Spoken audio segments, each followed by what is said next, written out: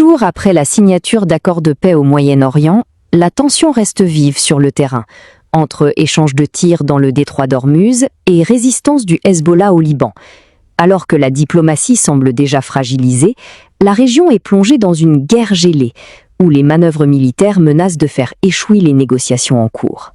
Là, on va aller du côté du détroit d'Ormuz, où la guerre pourrait redémarrer. Le cessez-le-feu entre l'Iran et les États-Unis est-il déjà mort? L'accord a été signé il y a tout juste 10 jours. L'encre est encore sèche et pourtant les deux camps s'accusent mutuellement d'avoir violé le cessez-le-feu. Dans le détroit d'Ormuz, c'est l'escalade militaire. Les deux parties échangent des frappes.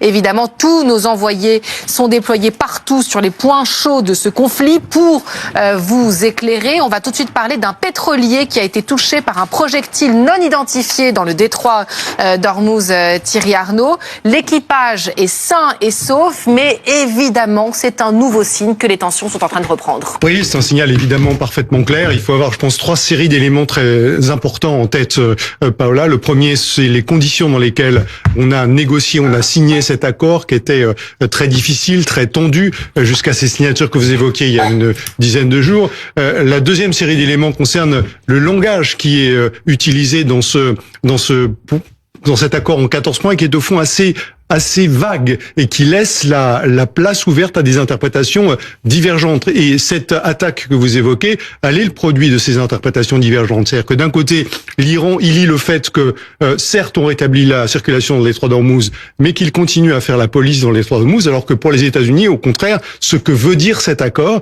c'est en réalité que on rétablit, que tout le monde lève les contraintes et que on rétablit le statu quo ante où chacun peut en toute liberté traverser ce détroit. Et puis la troisième série d'éléments qui expliquent aussi cette attaque, et ça c'est très important de l'avoir en tête, c'est que cet accord, ça n'est pas la fin d'un rapport de force, ce n'est pas la résolution d'un conflit, c'est l'ouverture d'un processus de négociation. Et dans ce contexte-là, ce rapport de force, il évolue et il faut continuer à le faire bouger si possible en sa faveur.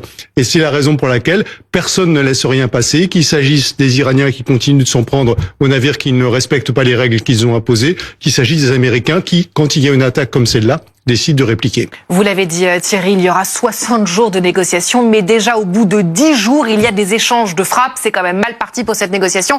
On va regarder ce qui s'est passé depuis 72 heures avec vous, Général Pellistrandi, puisque depuis 72 heures, c'est l'escalade. Et ça a commencé jeudi avec ce cargo commercial qui a été visé par l'Iran. Dites-nous pourquoi, racontez-nous la série de représailles finalement. Alors, il s'agit donc d'un porte-container, vous voyez, et qui a voulu sortir du Golfe, c'est-à-dire sortir du Golfe pour aller quitter cette zone.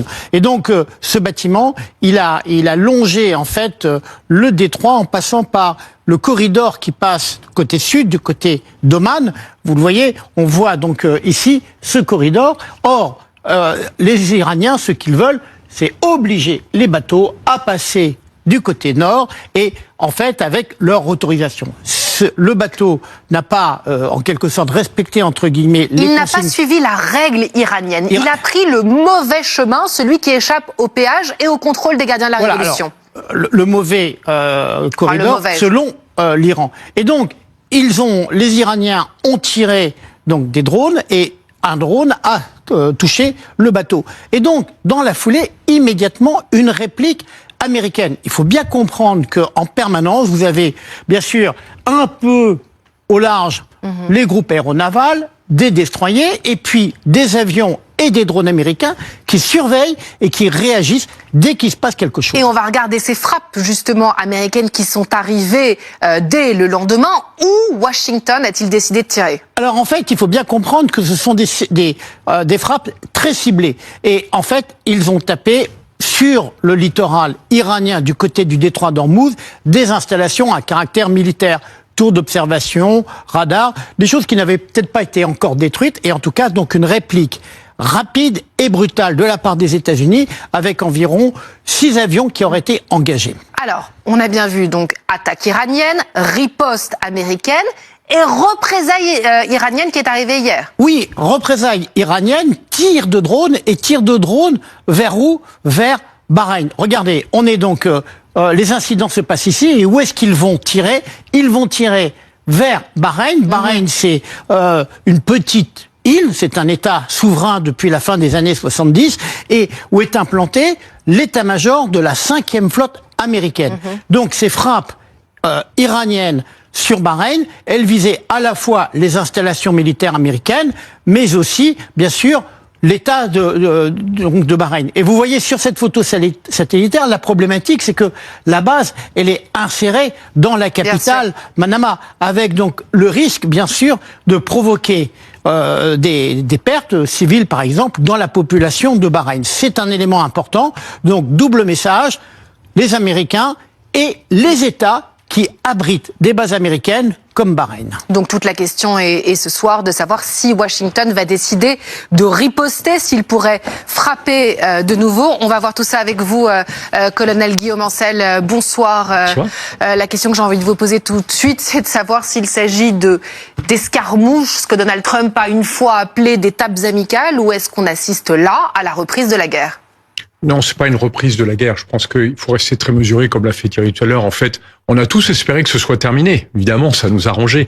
Mais en fait, tout n'est pas réglé. Pour autant, on n'est pas sur un déclenchement d'une nouvelle guerre.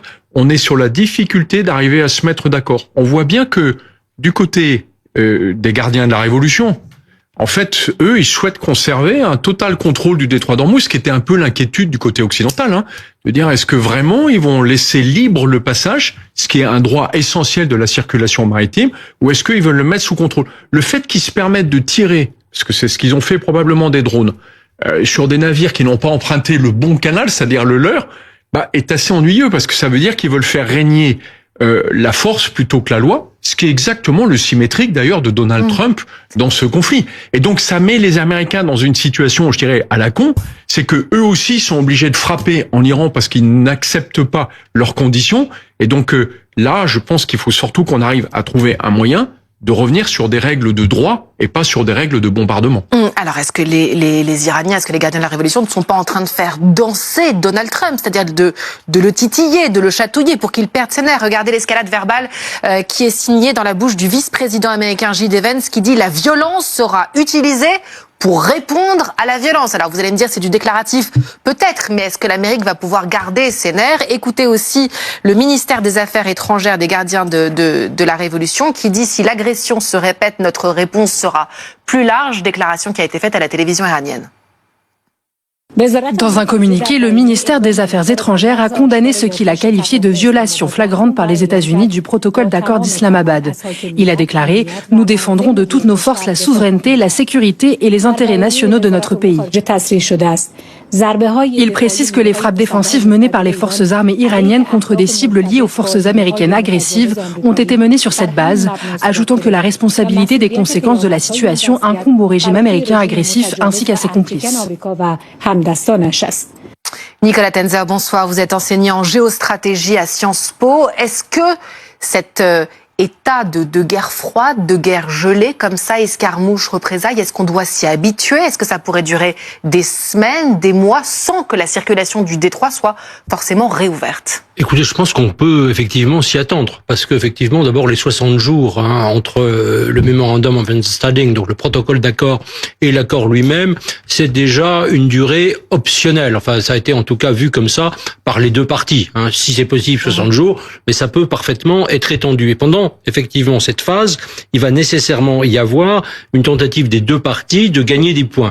L'Iran, tout simplement, parce qu'il considère qu'il a gagné politiquement dans cette histoire et que, évidemment, ce qu'il pense avoir acquis et ce sur quoi il pense aussi que les Américains céderont, notamment effectivement la question du contrôle du passage du détroit d'Ormuz, ce qui est une violation complète, Guillaume l'a rappelé tout à l'heure, avec la convention de Montego Bay de 1982, qui est le texte fondateur du droit international de la mer.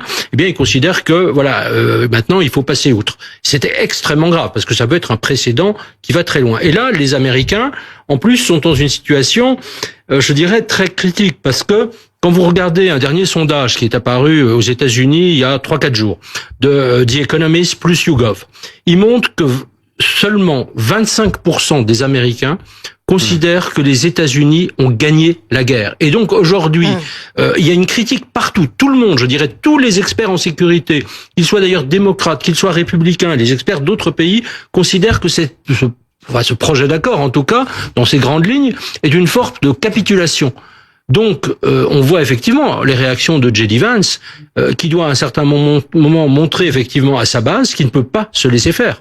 Et ça, cette réalité-là, c'est qui est aussi une réalité politique. Je pense qu'il faut en tenir compte. Et d'ailleurs, on sait très bien d'ailleurs que si cet accord devait être appliqué tel qu'il est prévu, ce serait effectivement un danger absolument majeur, pas seulement pour les pays de la région, mais quasiment pour le droit international et pour les alliés aussi. Oui, d'où la tentation, peut-être pour Donald Trump de rouvrir le détroit par la force, de peut-être relancer une opération Liberty. On va tout de suite aller à Washington où nous attend notre correspondant Axel Monnier. Bonsoir Axel. On le sait, Donald Trump est sous pression, le calendrier politique est serré.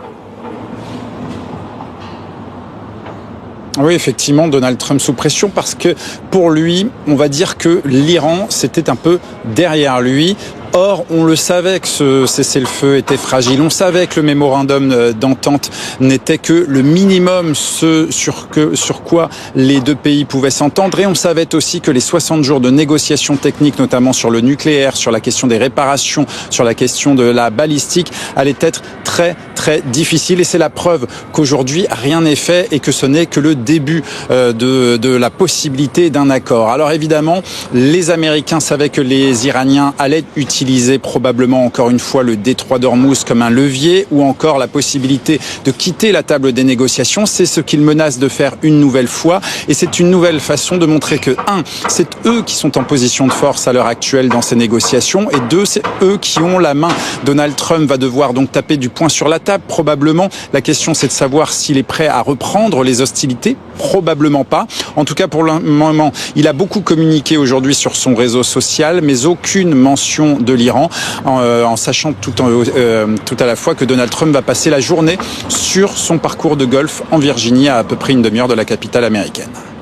Merci Axel Monnier. Donald Trump toujours en train de jouer au golf, comme à son habitude le week-end. Je voudrais vous lire cette déclaration qui nous vient du général Rezaï, ancien commandant des gardiens de la Révolution, qui est quand même réputé pour être un dur, qui dit: la prochaine guerre sera sans commune mesure avec la guerre des 40 jours. L'autre camp subira de lourdes pertes, comme s'il commettait une nouvelle erreur. Lieutenant-colonel Ansel, on sait que cet homme est un dur. Ce qu'il annonce là, c'est une prochaine guerre. Est-ce que vous pensez que ça va tenir, ce statu quo, ou qu'on reviendra aux armes? Alors, il faut se rappeler d'abord que cette guerre contre l'Iran, elle a été déclenchée par Donald Trump. Et c'est lui qui l'a arrêtée. Par conséquent, c'est pas l'Iran aujourd'hui qui peut déclencher une guerre toute seule. Elle n'en a juste pas les moyens.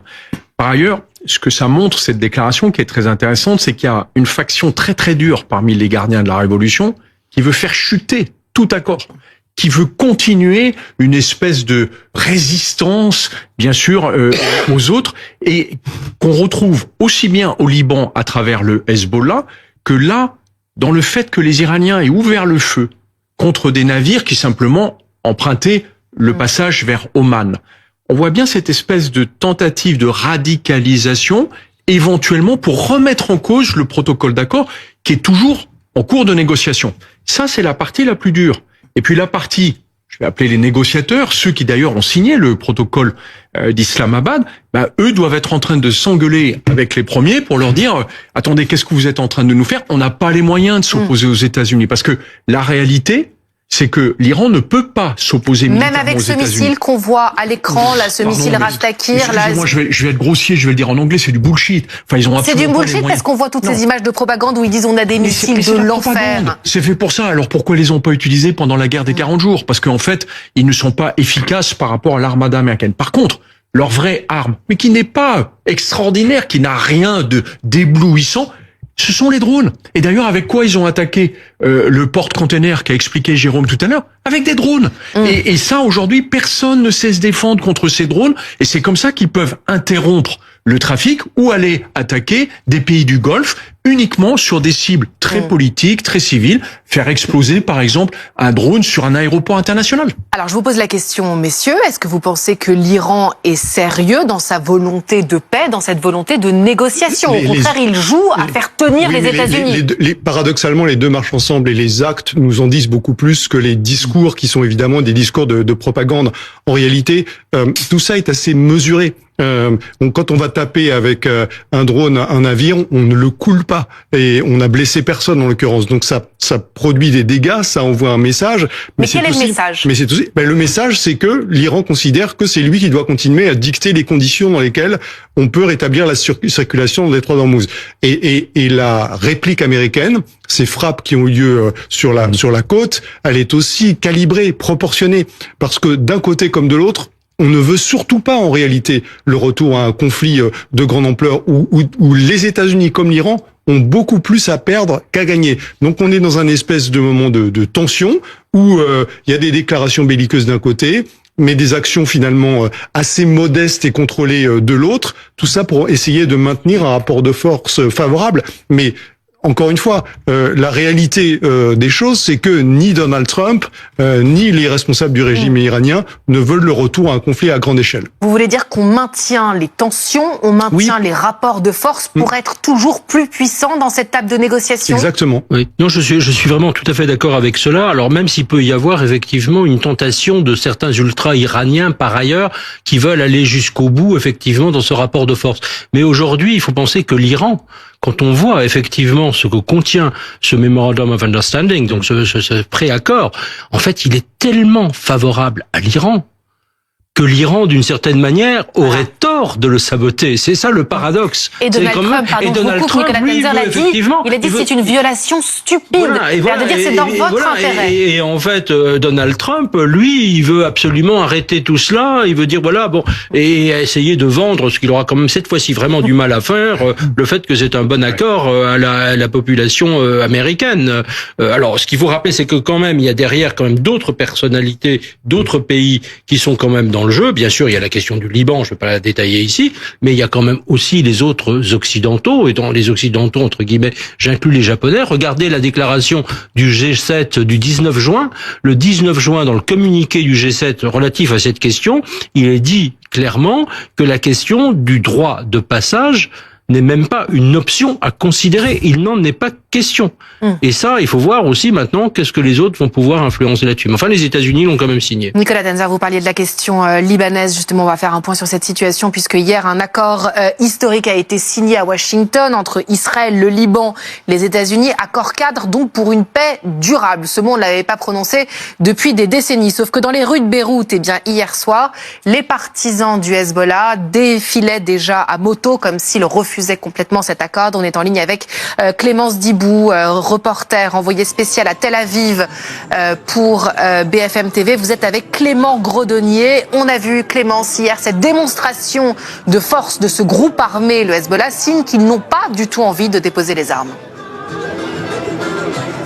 Et là, ce que vous voyez derrière moi, ce sont des manifestations très régulièrement le samedi soir ici à Tel Aviv d'opposition à Benjamin Netanyahou et souvent pour la paix. Là, vous voyez par exemple, il y a des affichettes qui dénoncent les soldats morts au combat. Donc forcément, ici, là, on est plutôt en train de se réjouir d'un accord cadre. Qu'est-ce qu'il y a dans cet accord cadre? Eh bien, il y a eu pas mal d'informations dans la presse. 14 points, donc, qui reconnaissent la légitimité de l'armée libanaise à avoir le contrôle total du territoire au Liban, le retrait à terme d'Israël et puis surtout deux points très pratiques et ça c'était ce qui était discuté jusque-là et c'était ce qui était négocié, 2 zones test où l'armée libanaise pourrait désormais essayer de désarmer le Hezbollah très concrètement, des zones test très délimitées. Alors attention, ces 2 zones test, elles sont dans 2 endroits très précis. Il y en a une qui est au-dessus du fleuve Litani, c'est-à-dire dans des endroits qui ne sont pas contrôlés par l'armée israélienne et l'autre elle est en dessous du fleuve Litani dans un endroit qui est contrôlé par l'armée israélienne, ce qui veut dire que l'armée israélienne devrait d'abord se retirer pour pouvoir laisser l'armée libanaise désarmer le Hezbollah. Ça ne veut pas dire qu'il faut s'attendre à voir l'armée israélienne tout de suite quitter le sud du Liban. D'ailleurs, l'armée israélienne a expliqué qu'elle se réservait le droit de répondre en cas d'attaque et qu'elle ne s'attendait pas à plier le camp tout de suite. Merci Clémence Dibou en direct de Tel Aviv en Israël avec Clément Grodonnier. Général